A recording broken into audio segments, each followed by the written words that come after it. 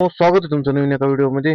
आपण होतो या पंपावर आणि पंपावर लागलेली लाईन बघून खरंच शेतकऱ्याचं जीवन लईच अवघड आहे हो.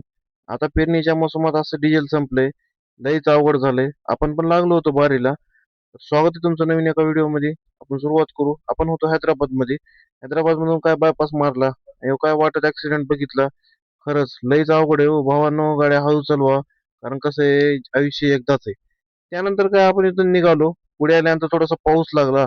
कंकुलेचा टोल नाका पास केला. मग पास केल्यानंतर मग म्हणलं आता खनखन खनखन गावाकडे निघावं. कारण कसं आहे, झालता लय उशीर. थोड्या वेळानं जरा कॅम्पा घेतला बिदरच्या बायपासला. तिथून म्हणलं आता काय टेम्परेचर इतकं वाढलं होतं की काही सांगूच नका. तिथून डायरेक्ट पोहोचलो आता गावाकडं. सकाळीच काय उठलो, जरा तळ्याकडे जाऊन यावं म्हणलं. जरा मोटर फिटर बघितली. तळ्यामध्ये कसं आहे, आमच्या पण थोडंसंच पाणी शिल्लक राहिले. तिथून म्हणलं आता जायचं होतं आपल्याला कॅरेट टाकायला. आपल्याला आज भरायची होती गाडी बेलूर आणि मितीवर ना.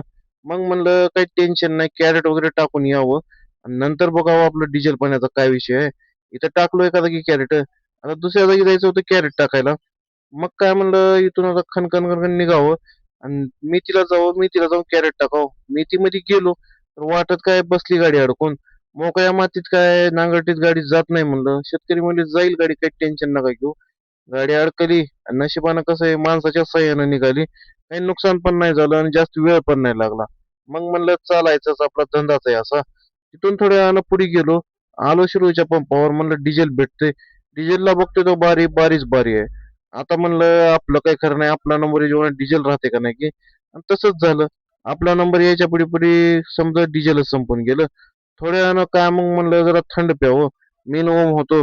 मस्तपैकी एक एक ज्यूस पिला आणि पंपावर गेलो तर काय पंपावर यानं म्हणलं चला संपलं डिझेल, जावा घरला जास्तीच्या. आता म्हणलं लय अवघड झाले.